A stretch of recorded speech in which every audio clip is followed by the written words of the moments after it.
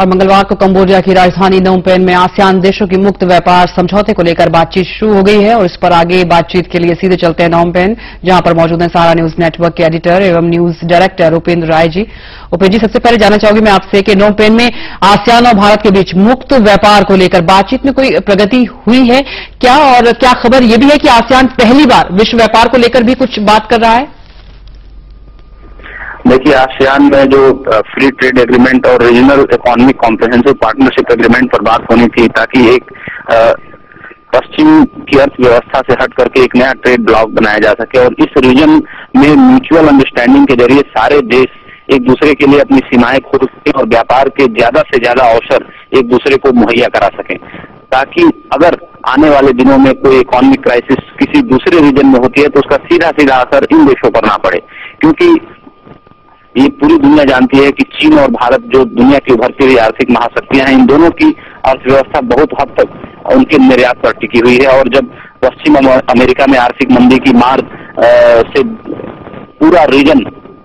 डगमगा गया तो कहीं न कहीं इन दोनों देशों की अर्थव्यवस्थाओं पर उसका सबसे गहरा असर पड़ा। और जैसा कि भारत का व्यापारी घाटा $200 अरब के करीब जा पहुंचा है और चीन को भी इसका नुकसान उठाना पड़ा है, तो एक सम्मेलन ऐसे दौर में हो रहा है जब यूरोजोन की समस्या धीरे धीरे इंप्रूव होने की तरफ है, अमेरिका धीरे धीरे अब अपनी स्टेबिलिटी की तरफ लौट रहा है, बराक ओबामा दोबारा चुनाव जीतकर सत्ता में वापस आ चुके हैं और ऐसे में जब साउथ ईस्ट एशियन रीजन की बैठक यहाँ कंबोडिया की राजधानी नोम पेन में चल रही है और इसमें भारत और चीन सबसे अहम भूमिका निभा रहे हैं और इस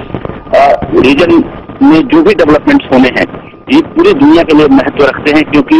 जो पूरी दुनिया की जीडीपी है उसमें करीब 17.23 खरब डॉलर का सहयोग इन्हीं देशों से आता है। और क्योंकि भारत और चीन दुनिया के दो ऐसे देश हैं जो जनसंख्या के लिहाज से भी बड़े हैं और क्षेत्रफल के लिहाज से भी बहुत बड़े हैं और इन करीब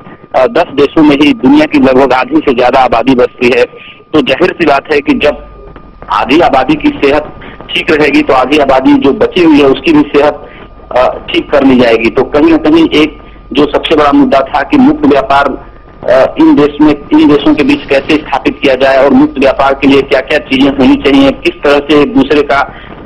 ख्याल दूसरा देश आपस में मिलकर रख सकें। अभी प्रधानमंत्री ने वहां पर जो एड्रेस दिया, नोम पेन में जो आसियान समिट चल रहा है उसमें प्रधानमंत्री अपना एड्रेस दे चुके हैं, उसमें उन्होंने कुछ बातों की तरफ अपनी प्रतिबद्धता दोहराई, जैसे कि जो कॉम्प्रिहेंसिव इकोनॉमिक कॉम्प्रिहेंसिव पार्टनरशिप होनी है उसके लिए किस तरह से म्यूचुअल अंडरस्टैंडिंग के तहत सभी देश अपने अपने गोल को अचीव कर सकते हैं और 2015 तक ये सारे एग्रीमेंट्स पूरे किए जाएंगे और जो इसके लिए कमिटमेंट्स आपस में एक दूसरे देशों के प्रति एक दूसरे देशों को करना पूरा कर लिया जाएगा। और कल प्रधानमंत्री ने कहा था कि 2015 तक आसियान दुनिया में आर्थिक महाशक्ति बनकर उभरेगा और इसे कोई नहीं रोक सकता। तो कहीं न कहीं ये भरोसा है, क्योंकि दुनिया में सबसे बड़ा बाजार या तो भारत है और भारत के साथ साथ चीन है और उसके साथ साथ जो ग्रो होती हुई इकोनॉमीज हैं उसमें फिलीपींस भी है, सिंगापुर भी है, मलेशिया भी है, इंडोनेशिया भी है और जापान पहले से विकसित अर्थव्यवस्था है। तो ले देकर के सभी देश जो हैं इस तरफ अपनी निगाह लगा रहे हैं और ऐसे में बराक ओबामा भी यहाँ पर आ पहुंचे हैं और ऑस्ट्रेलियन प्रधानमंत्री जूलिया गलार्ड भी यहाँ पे मौजूद हैं, जापानीज प्रधानमंत्री भी मौजूद हैं। सुबह प्रधानमंत्री की जापानीज प्रधानमंत्री से मुलाकात भी हुई है और दोनों देशों ने अपनी प्रतिबद्धता है कि एक तरह से जो येन लोन है करीब 184 बिलियन येन लोन जापान द्वारा ही है भारत में निवेश करने के लिए। और जिस तरह से DMRC और दिल्ली मेट्रो रेल का जो प्रोजेक्ट हो जो सक्सेसफुली लॉन्च हुआ और जिस तरह से ईस्टर्न और साउथ रीजन में जापान ने रोड और इंफ्रास्ट्रक्चर डेवलपमेंट में पैसे निवेश किए, उसको लेकर के जापानीज प्रधानमंत्री ने फिर अपनी प्रतिबद्धता दोहराई है। और जापानीज प्रधानमंत्री ने कहा कि डोमेस्टिक पॉलिटिकल डेवलपमेंट की वजह से जो उनकी एनुअल बायलैटरल मीटिंग होनी थी 15 नवंबर से वो मीटिंग नहीं हो पाई, जिसका उन्हें अफसोस। और हमारे प्रधानमंत्री डॉक्टर मनमोहन सिंह ने भी अपनी प्रतिबद्धता दोहराई कि जापान और इंडिया के बीच जो रिलेशनशिप और जो डिप्लोमेटिक रिलेशनशिप अपने उच्चतम स्तर पे बने हुए हैं उन स्तर में आगे इजाफा ही करना है। और जिस तरह से आज प्रधानमंत्री ने यहाँ पे अपने संबोधन में ये कहा कि ये रीजन पूरी दुनिया के लिए काफी महत्वपूर्ण होने जा रहा है। और ऐसे में जब बराक ओबामा 4 घंटे के लिए कल इस समिट में भाग लेने के लिए इसलिए आए म्यांमार से चल के, और बराक ओबामा ने भी अपने एड्रेस में चीन और भारत